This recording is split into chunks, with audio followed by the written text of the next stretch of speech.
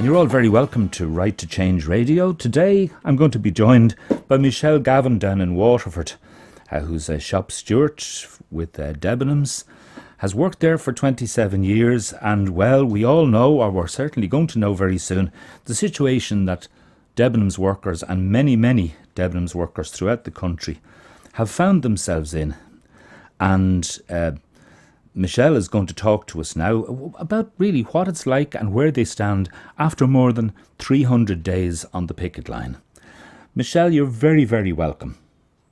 Thank you very much. Thank you very much for having me. And this is an absolutely dreadful situation. Could you explain the injustice involved here, how you feel that it affects you all? Well, it affects us all greatly because I suppose last year we were facing a pandemic, and that at that time was the biggest worry we have. And then shortly after that, we were launched into this where we were made redundant. I thought I had a permanent job. I had all the daily bills and everything that everybody else had, and found ourselves without a job. And I have to be honest with you, it shocked us all. We were just shocked. Also with the way that they just sent us a generic email and made us redundant that way. And I have to say it was very, very hard. So we have been fighting our case since then, over 301 days today. We also, at this point, I feel we're fighting for other workers because workers are just not looked after in a liquidation situation. We had a 2+2 arrangement in our store, so we had hoped that that's what we would receive. And it has been made very apparent to us by the government that that's not going to be the case. They feel that they only have to give us our statutory redundancy and that they have done their job, and that's all they are entitled to do. And this is people who have been paying their taxes and paying into all these funds over the years, in your own case, 27 years. Yeah, exactly, 27 years. We've paid our PRSI every week, and that's what goes into that fund. It's the social insurance fund, and that's what covers the redundancy, statutory redundancy, as I put it. And all workers pay into that, as do, I suppose, employers, and that's what covers statutory redundancy for many people. So I feel I've paid into my statutory redundancy and that I was entitled to that, and the government haven't really given me anything that I wasn't entitled to. So, Indeed. That in itself. Yes, and indeed, I mean, they're talking about, well, they've made this fund available. The fund is there, but they want it to be used for extra training.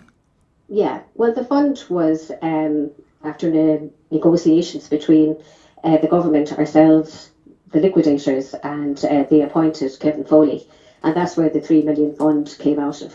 Now, that is actually a fund, but they have decided it has to be used for upskilling, etc. Now, I feel we're very skilled workers because we've worked there for a very long time. We helped Debenhams to become what it was. You know what I mean? We built up their business for them. So I feel that if the fund is there, why can't they not just give it to us in cash and let us settle our bills, so to speak? Absolutely, Yeah, because as people know and people would be aware, training like that is available for anybody who becomes unemployed. It is indeed, yeah. Everybody can avail of these free training courses, which is great. Yeah. Don't get me wrong, it is great. Sure, yeah, sure. But at the end of the day, that facility is there. So he's genuinely hasn't offered us anything, So we feel very let down over that as well. Absolutely, there was yes. 3 parties went into those negotiations, and I firmly believe that the government didn't go in there, with the intent of properly negotiating. So I feel they've left us very down. You know what I mean? It's not right. You know what I mean? He was also worried about, the Taoiseach was also worried that he'd be frightened he'd set a precedent, with regards to giving us cash. But there was also a precedent set in 2013 when the employees of the IBRC were paid an enhanced redundancy package. Now, don't get me wrong, I wouldn't begrudge it to them, they were entitled to it. Mm-hmm. So I feel we're entitled to the same. Why are we any different? Is it because we're retail workers, or what's the situation? They could use the same method and model and give us. Well, they have a history of, say, doing things slightly differently when it's banks they're dealing with. Yeah, but that's not I right, know it's not. is Of course it's not, but there you you have it. know, Listen, yeah. Michelle, just to take a little break for a minute, and you have chosen three pieces of music that you feel, might have a bearing on, or at least are apt for the situation that yourself and your fellow workers find yourselves in. So, would you like to tell me what the first one is? Well, the first one is by Kelly Clarkson, and what doesn't kill you makes you stronger. And we hope that's going to be the very case. So, without any further ado, we'll be back in a moment. Michelle, hang on there, and we'll talk to you in a minute right after Kelly Clarkson. What doesn't kill you makes you stronger.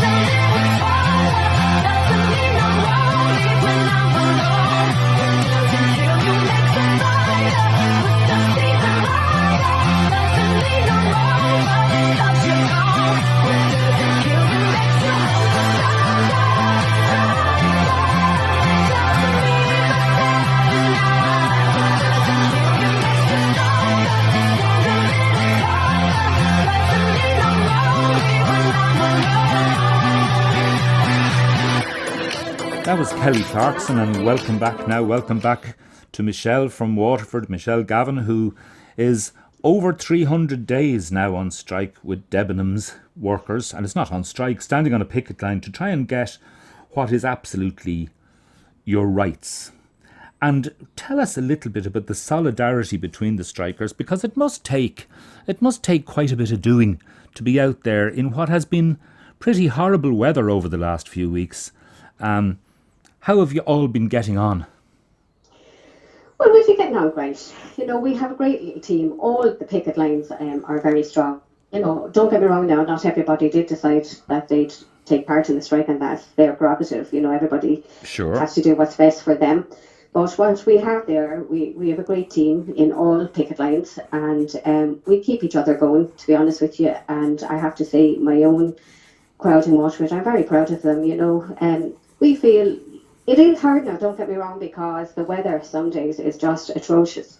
And you just say to yourself, my God, what am I doing here? You know. Why am I going But out at all? I mean, yeah, I know exactly. I started on this idea of the 100 days walking, but there were a few Yeah. days I did look out and I said, no, I'm not going out there. But it must have been absolutely horrible to have to go out in it. Well, it is, but look, we feel that we're fighting for our rights. And at this point, I suppose we feel we're fighting for other people's rights as well. Workers' rights need to be recognised by the government. They're really down at the bottom of their list there, and I'm just wondering why. What is it about workers in this country that the government seems to just, you know, it doesn't seem to be a priority for them. And so I just feel that we're fighting for all workers now. So that's why we go out day after day, and that's why, you know, we're standing up for ourselves. And I always feel, and the girls are the same, you know, if you don't stand up for yourself, nothing changes. Exactly. So Yeah. even if you only take a baby step and change one small thing, you've changed something, you know, and you've made things better for somebody else.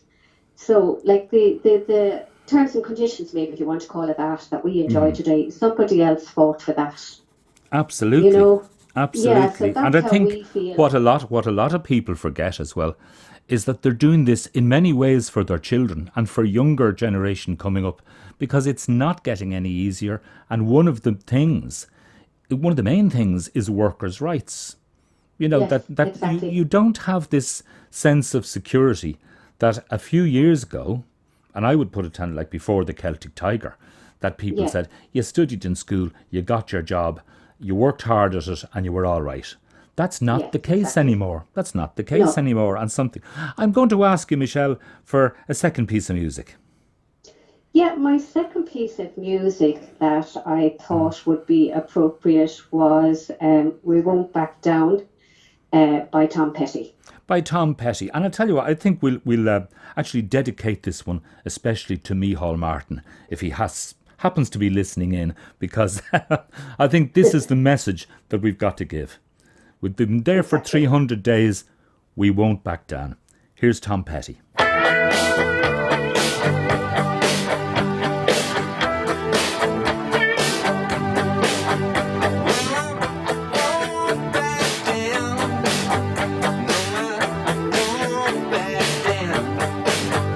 You can stay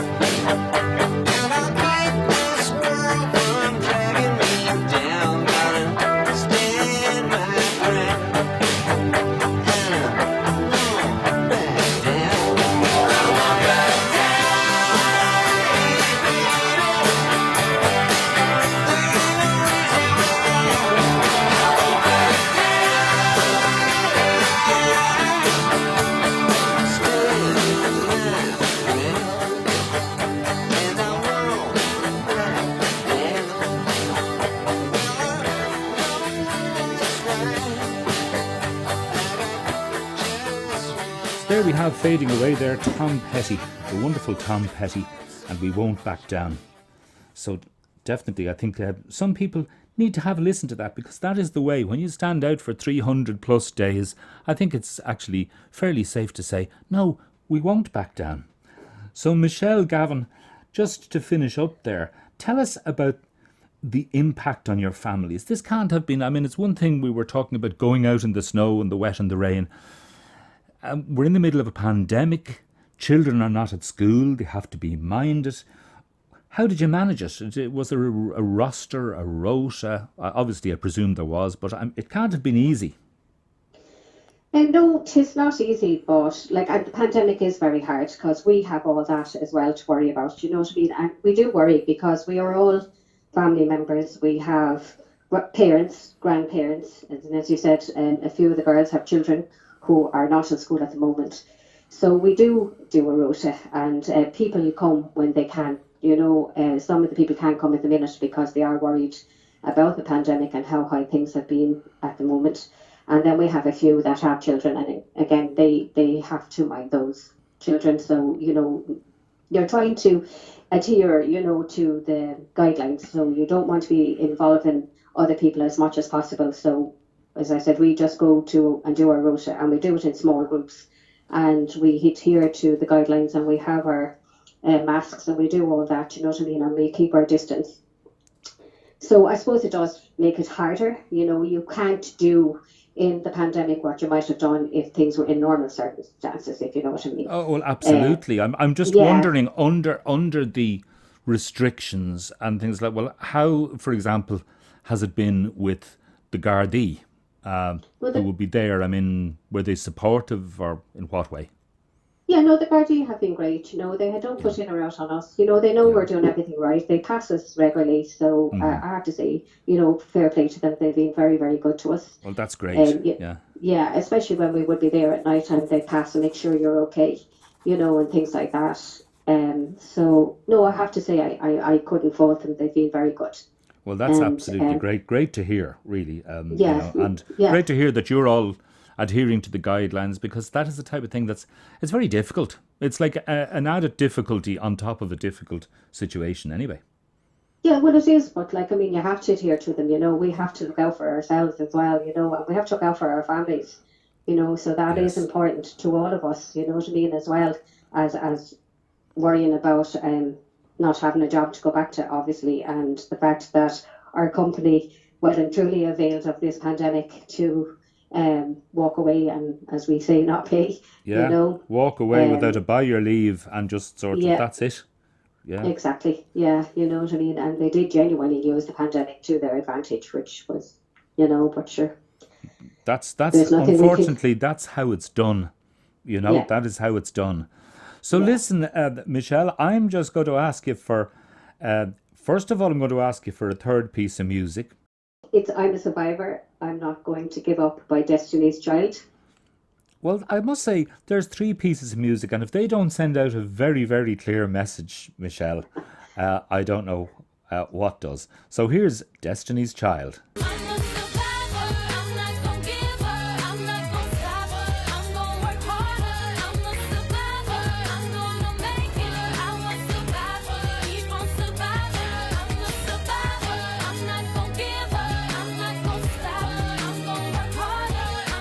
That's Destiny's Child with I'm a Survivor, I'm Not Going to Give Up. And that's a message from all the Debenhams workers all over the country. Michelle Gavin from Waterford, thank you so much for talking to us. I've really enjoyed your company here for the last few minutes. And can I wish you the very, very best from all the people who are listening, not just us in Right to Change, but everybody. Yeah, thank you very much for having me. I was delighted. You know, it's lovely to, you know, to talk to yourself and to have people listen and maybe understand what it's about, you know. It's not really just about money. It's about workers' rights as well. It is. And workers' rights going into the future, I think. Yes, exactly. And that, you know, I just feel the government needs to remember that we are the backbone of this country. Exactly. And we're what keep it going, so maybe they should just look after us, you know. That's all we're asking, just look after us. Wonderful. Well, Michelle, can we wish you all the very, very best? And thank you for talking to us. And we'll wish you a goodbye and good day. Cheery bye. Okay, thank you very Good luck much. now. Bye. When you've had enough of the same old stuff, we've got a right to change. So we'd just like to say thank you very, very much for listening. And until the next time, we'll wish you a goodbye. Just to remind you that our website is righttochange.ie. That's righttochange.ie. And if you want to go in there and have a little look around, and if you like what you see, you might even consider joining us. Thank you very much. Talk to you soon.